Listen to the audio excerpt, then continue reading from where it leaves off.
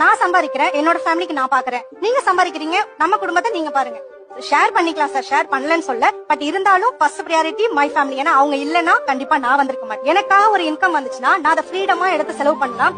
இல்ல என் தங்கச்சி உடம்பு சரியில்லை, ஹாஸ்பிட்டல் செலவு காசு கொடுங்க, இல்ல தீபாவளி வருது பர்ச்சேஸ் பண்ணணும் காசு கொடுங்கன்னு ஒவ்வொரு டைமும் அவங்க கிட்ட நம்ம போய் நிக்க கூடாது.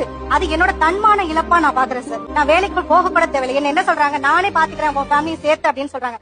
ஆனா அவங்க ஃபேமிலி சைடு என்ன சொல்லுவாங்க தெரியுமா சார், ஓ என் பையன் சம்பாரிச்சு உன் குடும்பத்தை சேர்த்து பாத்துக்கணுமா அப்படின்ற ஒரு கொஸ்டின் வந்து அவங்க கிட்ட சொன்னா நம்ப மாட்டீங்க சார். 6 மந்த் ஆயிடுச்சு, எனக்கு ஒரு செப்பல் வாங்கி கொடுங்க கிட்ட 6 மாசம் ஆயிட்டு சார்.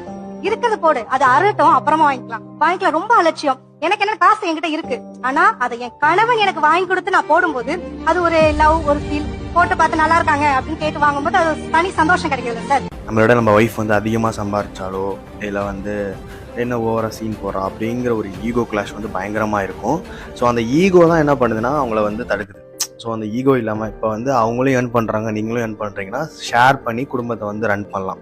ஸோ அந்த குவாலிட்டி வந்து அவங்கள்ட்ட இருந்துட்டாலே ஸோ அது வந்து ஒரு லைஃப்பை வந்து ஸ்மூத்தாக எடுத்துகிட்டு போகிறதுக்கான ஒரு விஷயம் இருக்கும். ஸோ வந்து அவங்க சொல்கிறாங்க பாருங்க, என்னதான் வந்து நான் சம்பாரிச்சாலுமே என் ஹஸ்பண்ட் கையிலேருந்து ஒரு செப்பல் வாங்கும்போது அதில் ஒரு லவ் கிடைக்குது, அதில் ஒரு அன்பு இருக்குது, எனக்காக வாங்கி கொடுக்குறாரு அப்படிங்கிற ஒரு ஃபீல் இருக்குது. நம்ம ஏர்ன் பண்ணுற காசு நமக்கு தான், அவங்க ஏர்ன் பண்ணுற காசு அவங்களுக்கு தான். அது வந்து ஒரு இண்டிபெண்ட்டாக செலவு பண்ணக்கூடிய ஒரு ஃப்ரீடம் கொடுக்கணும். அது யாரும் கொடுக்க வேண்டிய அவசியம் இல்லை. அதெல்லாம் அந்த காலங்கள்லாம் முடிஞ்சு போயிட்டுன்னு நினைக்கிறேன். ஸோ அந்த ஈகோலாம் விட்டுட்டு ஷேர் பண்ணி ரன் பண்ண பாருங்க. இந்த மாதிரி வந்து கிளாஷ்லாம் வச்சுட்டு நீங்கள் என்ன தான் பண்ணுங்க, 1000 தான் இருந்தாலும் அவங்க உங்கள் ஒய்ஃப், இவங்க உங்கள் ஹஸ்பண்ட்.